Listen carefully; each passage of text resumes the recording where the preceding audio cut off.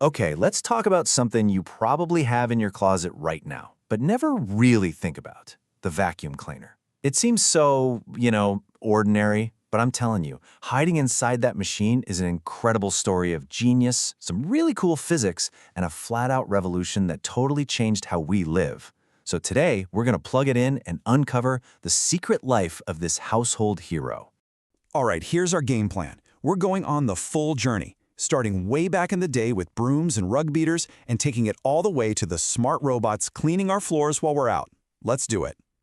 So to really get why the vacuum was such a big deal, you have to understand what a nightmare cleaning used to be. I mean, it was just dusty, sweaty, back-breaking work. Think about it. You had brooms that mostly just pushed dust into the air for you to breathe in. If you wanted to really clean a rug, you had to haul that heavy thing outside and literally beat the dirt out of it with a stick. Yeah, there were manual sweepers later on, but they couldn't touch the deep down fine dust. The stuff that really gets your allergies going. It was all just a ton of work. But then, right around the turn of the 20th century, a little spark of genius came along. And I mean that literally. Someone finally connected the dots between electricity and cleaning, and, well, everything was about to change. It actually started huge. In 1901, a guy named Hubert Cecil Booth unveiled this massive industrial machine that proved, hey, suction really works. But the real hero of our story is James Murray Spengler. He figured out how to shrink that idea down into the first portable electric cleaner. He ended up selling his patent to a company you might have heard of, Hoover. And they're the ones who took his amazing invention and put it in millions of homes. It went from a crazy industrial service to an appliance every family could own. Okay, history lesson paused for a moment. Let's peek under the hood, because the way a vacuum actually works is surprisingly simple and honestly pretty brilliant. It's all about air pressure. That's it. An electric motor spins a fan super fast, which creates an area of low pressure inside the vacuum.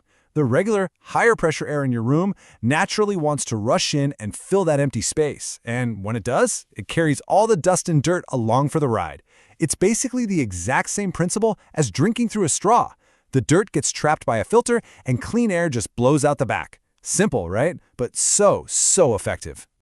Now this is where it gets interesting, especially if you're ever shopping for one. You see all this jargon on the box, right? Airflow, suction pressure. What does it even mean? Well, here's the secret. The number you really want to look for is air watts. It combines both how much air is moving and how strong the suction is. Forget motor watts. Air watts is the single best measure of real-world cleaning power. And check out this number. This really shows you how far we've come. A real HEPA filter, which is kind of the gold standard, is engineered to capture 99.97% of tiny microscopic particles. We're talking pollen, dust mites, pet dander, the things you can't even see. So it's not just about making your floor look clean, it's about actually cleaning the air you're breathing. Okay, so let's get back to the timeline. That basic principle of suction has, evolved a little bit. Today's vacuum isn't just one thing, it's a whole family of different tools for different jobs. You've got the two classics, the OGs of the vacuum world, the upright and the canister. Uprights are absolute beasts on carpet. They're powerhouses for getting that deep down grit. Canisters, on the other hand, separate the motor from the cleaning wand, which makes them way more flexible and awesome for things like stairs, curtains, hard floors, you name it. And wow, has the family grown since then. Cordless stick vacuums with brands like Dyson leading the charge are now ridiculously powerful and convenient. We've got little handhelds for quick spills, those big wet dry shop vacs for the garage, and of course the robots that just quietly do their thing every day. All right, let's make this super practical. You've got one of these powerful machines at home, but are you really getting the most out of it? A few little habits can make a massive difference. First thing, slow down. I know you want to get it done fast, but those quick, frantic passes don't give the airflow enough time to actually lift the dirt. Use slow, overlapping strokes, trust me. Second, empty the bin before it's totally stuffed. A full vacuum has terrible suction. And finally, keep your filters and the brush roll clean. Seriously, just these 4 things will make your vacuum work like new and last so much longer. And hey, if things start to go wrong, don't panic. If it loses suction, it's almost always just a clog in the hose or a dirty filter. If it starts to smell weird, just clean out the bin and wash the filter. Brush not spinning anymore? You probably just need to replace the belt, which is super easy. Most of the common problems are things you can absolutely fix yourself in a few minutes. So after this whole journey, where are we headed next? Well, after more than 100 years of getting better and better, the vacuum cleaner is about to take another huge leap.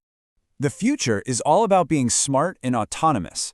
We're talking about robots that use AI to identify and avoid things like cables and pet messes. Vacuums that can tell what kind of floor they're on and automatically adjust the suction power. We're seeing batteries that are way more powerful and last longer, and base stations that don't just empty the robot's bin, but actually clean its mops, too. It's getting pretty wild. So, what's the big takeaway from all this? I think it's that this machine we totally take for granted is actually an incredible piece of technology. It's a story of applied physics, of constant innovation, that started with a simple fan in a box and is now a smart robot mapping our homes. It's just cool. And that kind of leaves us with one last big question to chew on. As these machines get smarter and more capable every single year, are we looking at a future where the actual chore of cleaning just disappears? I guess we'll have to wait and see. The next chapter is still being written.